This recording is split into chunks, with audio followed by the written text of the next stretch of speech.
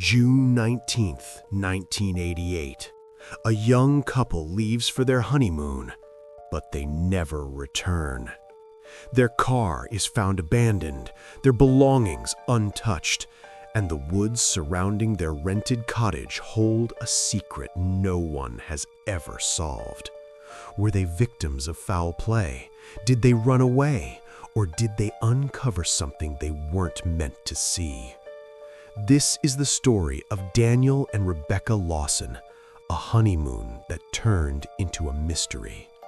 But before we reveal the full chilling story, make sure to like this video, subscribe to the channel, and stay until the end because every clue matters in this mystery. June 18th, 1988. The small white church on Maple Street was overflowing with flowers and summer light. Ceiling fans hummed softly above the wooden pews as family and friends stood to their feet, applauding. At the altar, Daniel Lawson, 27, calm, reserved, the dependable one, gently lifted Rebecca's veil. Rebecca Lawson, 24, radiant, soft-spoken, the kind of woman who laughed with her whole heart, looked up at him as if nothing in the world could ever go wrong. The pastor smiled. "By the power vested in me, I now pronounce you husband and wife." They kissed.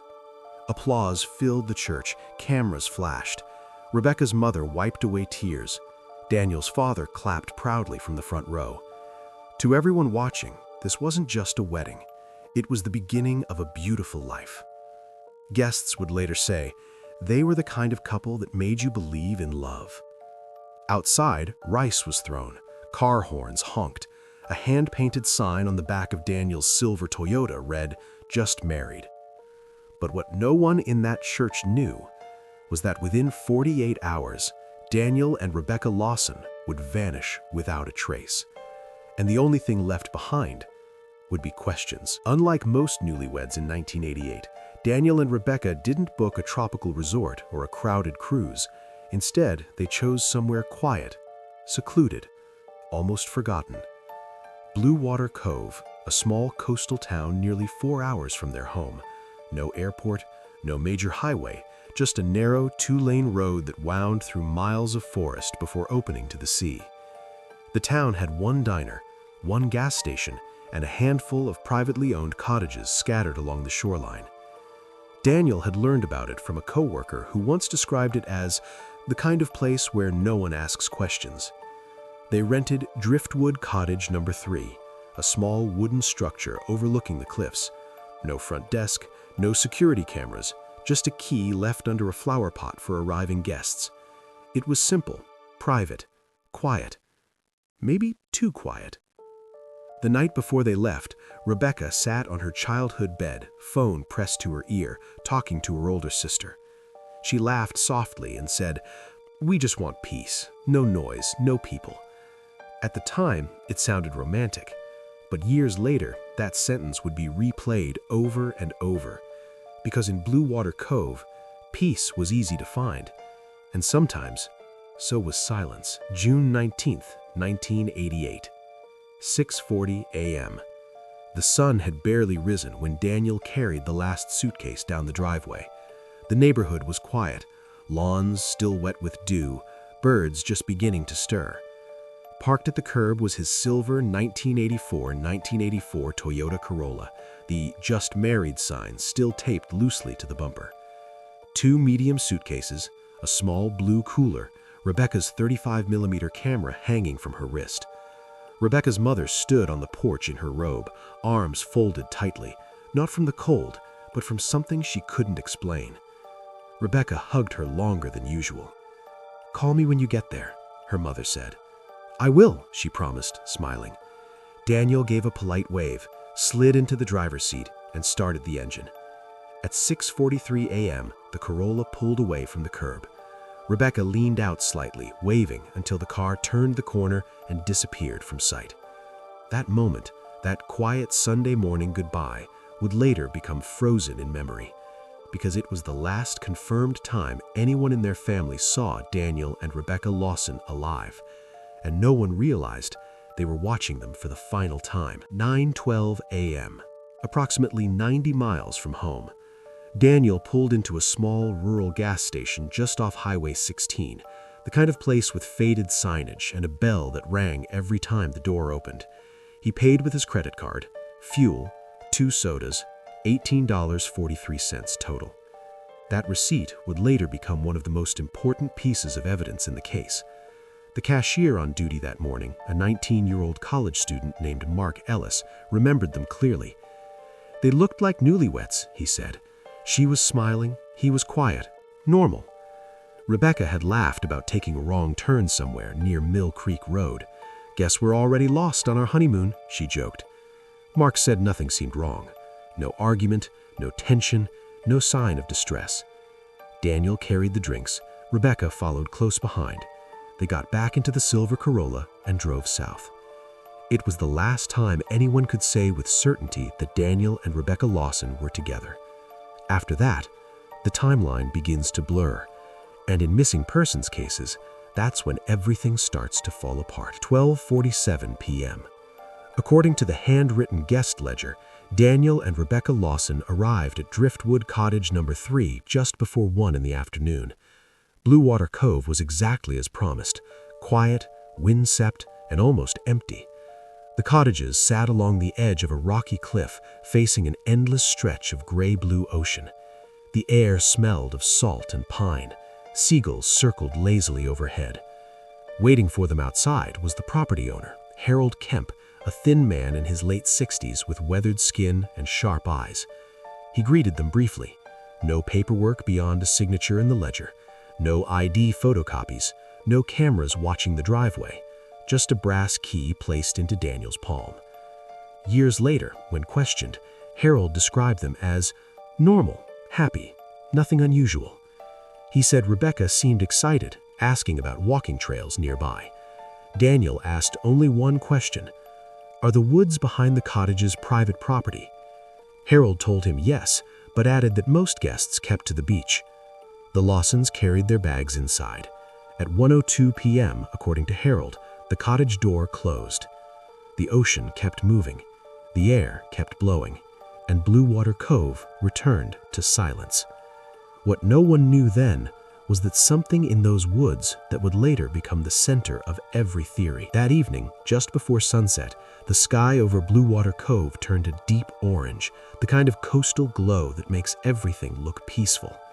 Around 7:15 p.m., a nearby vacationer named Margaret Holloway, who was staying in cottage number 5, stepped outside to take photographs of the horizon. That's when she noticed Rebecca. She was walking alone along the shoreline, barefoot, arms wrapped around herself, head slightly lowered as if deep in thought. Margaret remembered thinking it was strange that Daniel wasn't with her. "Most honeymoon couples don't walk alone on their first night," she would later say. Rebecca wasn't crying, she wasn't visibly upset, but she wasn't smiling either. Margaret claimed she saw Rebecca stop near the edge of the water and turn toward the tree line behind the cottages, as if she heard something or was waiting for someone. Daniel was nowhere to be seen. Still, in small beach towns like Blue Water Cove, couples often took solitary walks. Privacy was the whole point. At the time, it meant nothing. Later, it became the last known sighting of Rebecca Lawson alive. And the question that followed would haunt the case.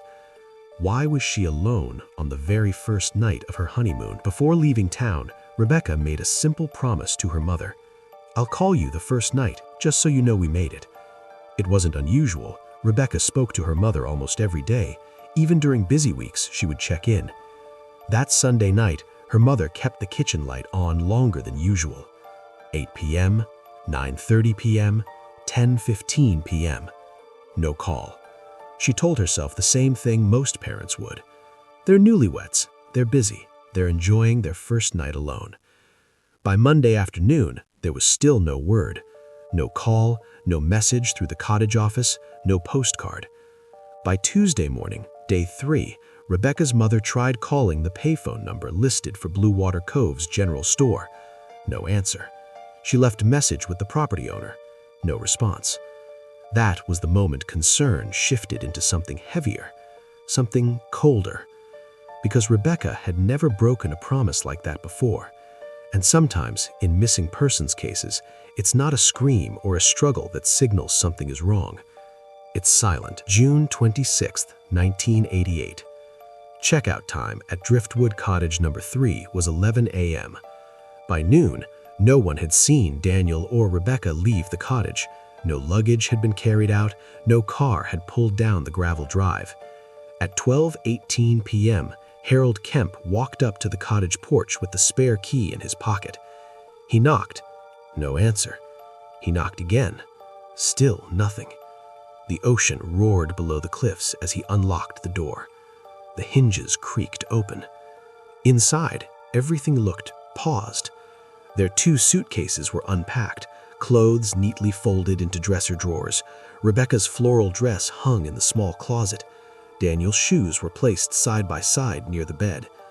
On the nightstand, under the soft light of the window, was Rebecca's wedding ring, carefully placed. The bed was neatly made, no signs of struggle, no broken furniture, no overturned chairs. It didn't look like they had left in a hurry. It looked like they had stepped out, expecting to return. But one thing was missing: the silver Toyota Corolla. It wasn't parked outside. It wasn't anywhere on the property. Harold stood in the doorway staring at the quiet room. Years later, he would say, "It felt wrong, like the air had been sucked out." Because people don't leave their wallets, they don't leave their wedding rings, and they don't disappear without taking anything. June 28, 1988. 2 days after the abandoned cottage was discovered, a local fisherman reported a silver sedan parked at a cliffside overlook along Harbor Ridge Road, about 15 miles from Blue Water Cove. The car had been sitting there long enough for dust to gather along the windshield. When authorities ran the plate number, it matched Daniel Lawson's 1984 Toyota Corolla. The vehicle was locked. No broken windows, no visible damage. Inside, everything appeared strangely undisturbed.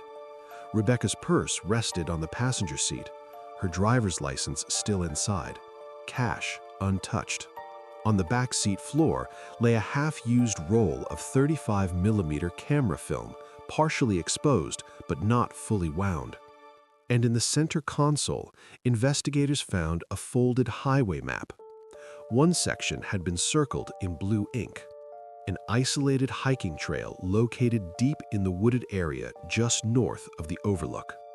No fingerprints out of place. No blood. No torn fabric. No signs of a struggle. The keys were missing, which meant one thing: whoever parked the car had walked away from it. The overlook itself was quiet, just a wooden guardrail separating visitors from a 200-foot drop to jagged rocks below. But there were no skid marks, no broken railings, no disturbed soil. It didn't look like an accident. It looked intentional. And for the first time, investigators began asking a darker question. Did Daniel and Rebecca walk into those woods willingly, or were they led there? The morning after the car was identified, search teams gathered at the Harbor Ridge overlook. Fog rolled in from the ocean, swallowing the cliffs in a pale gray haze. Ropes were secured to nearby trees as volunteers and rescue workers carefully descended the 200-foot drop below the guardrail. The waves crashed violently against the jagged rocks beneath. If someone had jumped, survival would have been impossible. For hours they searched, between rocks, inside narrow crevices, along the tide line stretching nearly a mile in both directions, but there was nothing. No bodies, no footprints in the soil above, no torn fabric caught on branches, no disturbed gravel near the edge. Even the guardrail was untouched, no scratches, no dents. It was as if no one had gone over at all. Still, whispers began circulating. 2 newlyweds, a secluded honeymoon, a car abandoned at a cliff. Some believed it was a tragic double suicide, a romantic escape turned dark. But Daniel's parents rejected that theory immediately. He would never, his father insisted. Rebecca's mother was even firmer. She left her wedding ring behind. Rebecca would never take it off, not like that. And there was something else. If they had planned to end their lives, why circle a hiking trail on a map? Why lock the car? Why leave everything so orderly? The cliff gave them no answers, only the sound of crashing waves, repeating the same haunting truth. They were gone, and the ocean had not taken them. 3 weeks after the disappearance, investigators finally developed the half-used roll of 35mm film found inside the Toyota. In 1988, there were no digital backups, no instant previews, just whatever the film had captured. At first, the images were exactly what you'd expect from newlyweds on a quiet honeymoon. Rebecca smiling on the cottage porch, Daniel squinting against the sun on the beach, a photo of their footprints in the sand. They looked relaxed, happy, normal. But as the detectives flipped through the final frames, the tone shifted. The last 3 photos were different, taken at night, grainy, unsteady, blurred as if the camera had been lifted in a hurry. The first night image showed the tree line behind Driftwood Cottage number 3. The second was darker, slightly tilted, as if Rebecca had turned quickly while pressing the shutter. The third showed something near the edge of the woods, a tall, shadowed figure, partially obscured by trees. Too far to make out facial features, too unclear to confirm details. Just a silhouette, standing still, watching. Photography experts attempted to enhance the image, but the grain distortion from low light made it impossible to identify who or what was in that frame. Some argued it was simply a trick of shadow and wind-blown branches. Others weren't so sure. Because if the photo was taken from the cottage porch, that meant someone had been standing behind the trees on the couple's first night. And the question that followed was chilling. Was Daniel the one holding the camera? Or had Rebecca taken those photos alone? Blue Water Cove wasn't known for crime. It was known for being quiet. But long before Daniel and Rebecca arrived in the summer of 1988, the woods behind Harbor Ridge had a reputation. In 1974, 2 college hikers, Thomas Reed and Alan Mercer, vanished along the same isolated trail that had been circled on the Lawsons' map. Their backpacks were later found near a creek bed. No bodies were ever recovered. The case quietly faded from headlines. By the late 70s, locals stopped talking about it openly, but they didn't forget. Older residents would lower their voices when mentioning the Northern Trail. Some claimed strange lights had been seen deep in the forest at night. Others spoke of an abandoned military bunker left over from Cold War coastal surveillance programs, sealed off sometime in the 1960s. Official records acknowledged that small defense installations once existed along the coastline, but no documented bunker appeared on public maps. Authorities dismissed the stories as folklore, teenagers exaggerating, hunters misidentifying lights, urban legends passed down through decades. Still, when investigators compared the 1974 hiker case to the Lawsons' disappearance, one detail stood out. Both involved that same stretch of woods, the same overlooked trail, and both cases ended with nothing. No struggle, no witnesses, no explanation, just silence. And in small towns, silence has a way of protecting secrets. By the fall of 1988, the investigation had stalled. No bodies, no confirmed sightings, no physical evidence beyond the car and the photographs. That's when a new detail surfaced. Rebecca's best friend, Laura Bennett, finally came forward with something she had kept to herself. At first, she didn't want to tarnish Daniel's image. The town already had enough rumors. But months after the disappearance, the guilt began to weigh on her. Laura told investigators that Rebecca had confided in her just weeks before the wedding. Daniel had been distant, not angry, not violent, just distracted. He'd go quiet sometimes, Rebecca had said, like he was somewhere else. There had also been arguments, not about money, not about the wedding, but about someone from Daniel's past. Rebecca never gave a name. She only described it as unfinished business. According to Laura, Rebecca once said, "I feel like there's something he hasn't told me." At the time, Laura brushed it off as normal pre-wedding stress, cold feet, anxiety, nerves. But after the disappearance, those conversations felt different. Investigators began re-examining Daniel's background, old relationships, former co-workers, an ex-girlfriend who had moved out of state 2 years earlier. Nothing concrete surfaced, but the possibility changed the direction of the case. Until then, Daniel and Rebecca had been viewed as victims, together. Now, a new question emerged. Was their honeymoon a romantic escape, or was it meant to settle something that had followed them into marriage? And if someone from Daniel's past had resurfaced, did they meet that person in the woods? October 3rd, 1988. Nearly 4 months after Daniel and Rebecca vanished.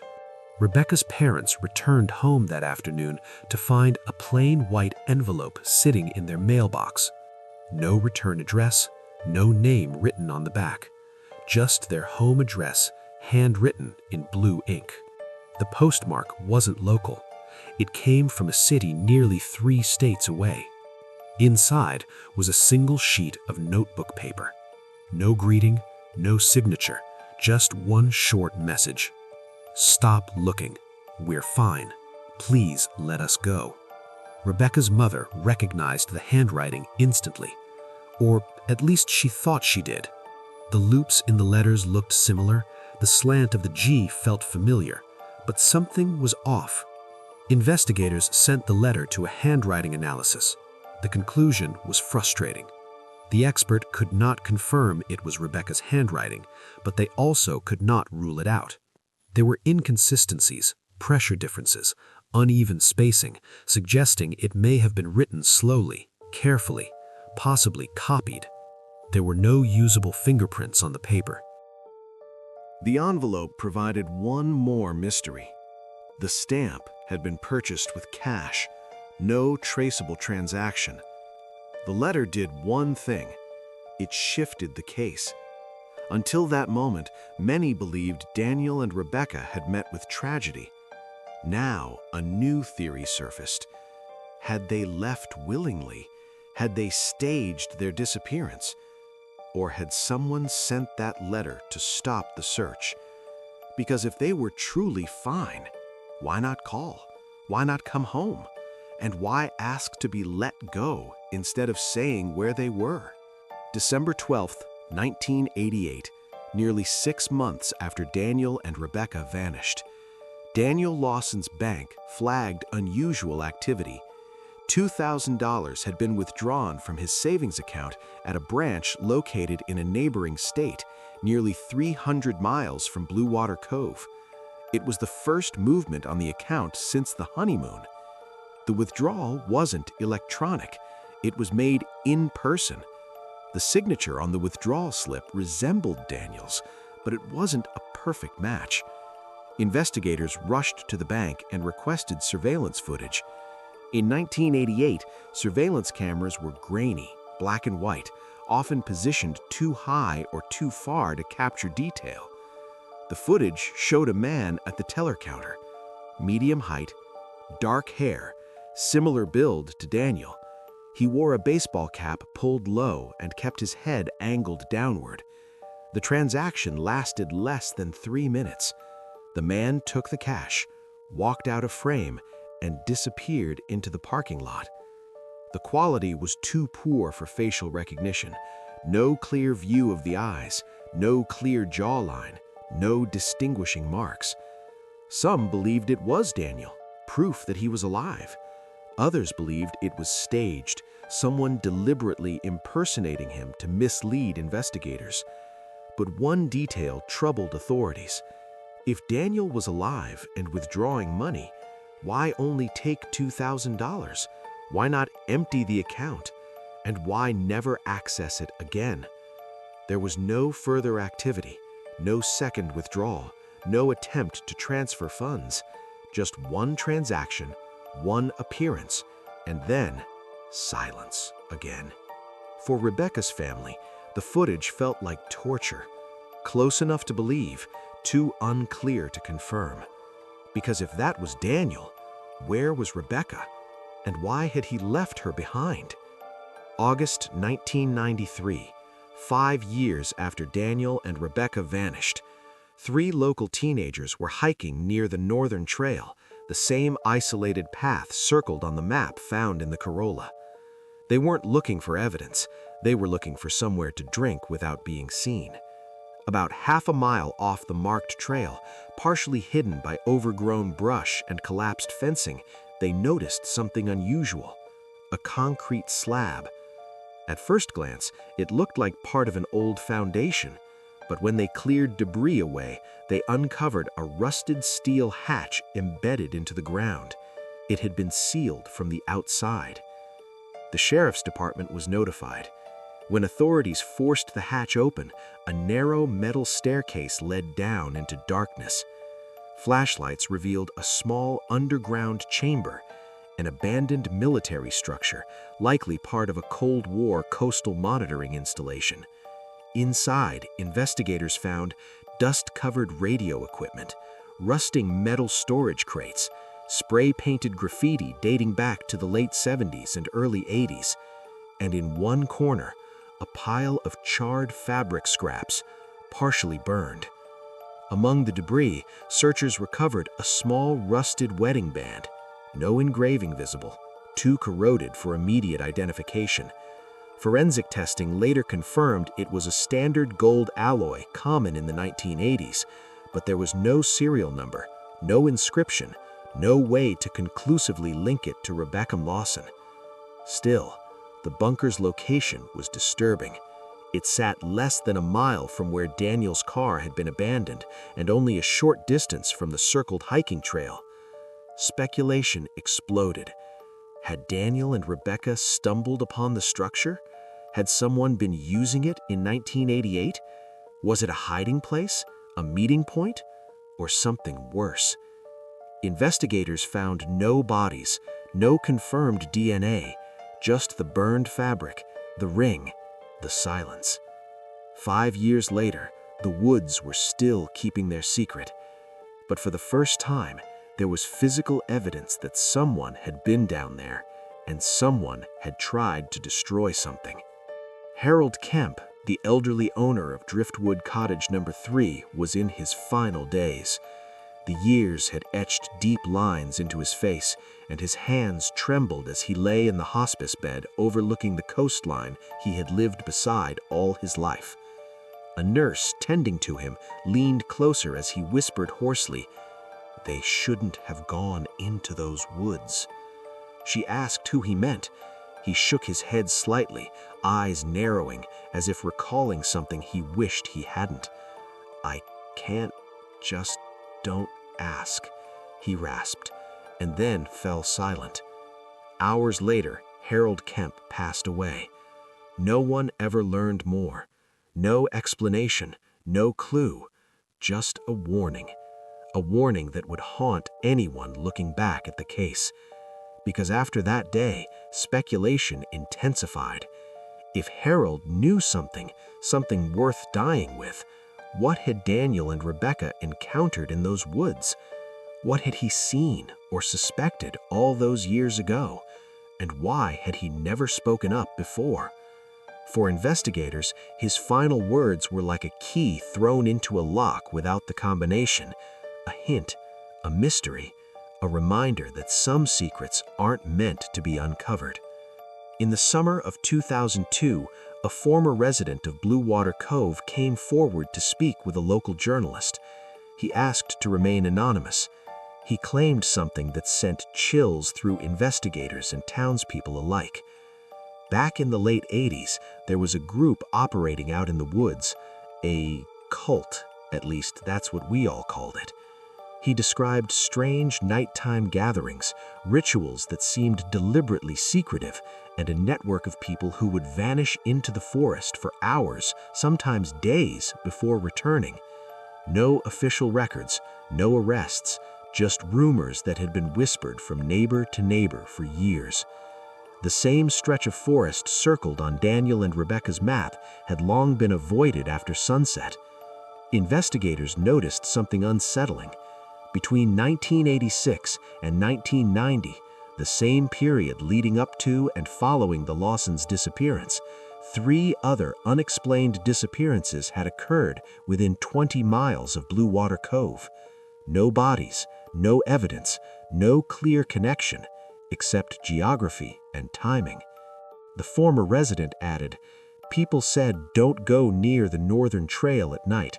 Some of us ignored it once or twice. You don't make it very far."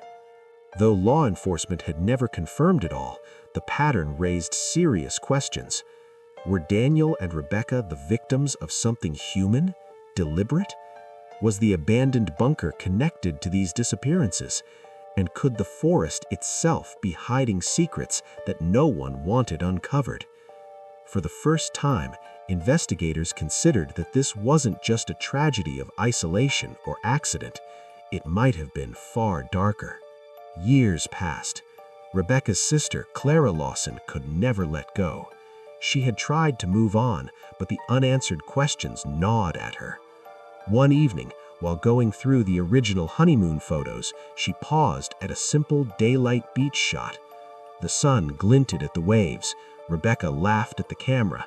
Daniel squinted in the light, brushing sand off his shoes. It seemed ordinary, until Clara zoomed in. Behind the couple, near the dunes, a figure stood. Tall, broad-shouldered, motionless, watching. Her breath caught. It was subtle, easy to miss, but the outline, the posture, the build, it matched the shadow from the final nighttime photo developed years earlier. Had it been a coincidence? Or had someone been following them from the very start of their honeymoon? No fingerprints, no identification, just the quiet presence, hidden in plain sight. For Clara, it changed everything. They hadn't just disappeared. They hadn't just vanished into the woods. They had been watched and perhaps led.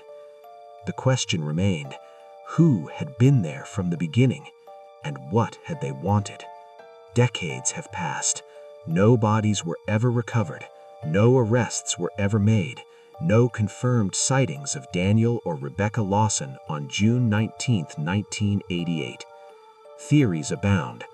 Were they victims of foul play? Did they run away together, cutting ties with everyone they knew? Or had they stumbled onto something they were never supposed to see in the quiet woods of Blue Water Cove? The case remains officially unsolved, a lingering mystery that continues to haunt the town. Every June, on the anniversary of their wedding, a curious ritual quietly unfolds. 2 white roses appear on the porch of Driftwood Cottage 3. Fresh, perfectly arranged, no note, no signature, no explanation. Who leaves them? Some say it's a relative, some say a local keeping memory alive. Others whisper it might be the couple themselves in some untraceable way. And every year, the roses serve as a reminder. Daniel and Rebecca Lawson vanished, leaving behind love, unanswered questions, and a mystery that refuses to die. The waves keep crashing, the wind keeps blowing, and the woods keep their secrets.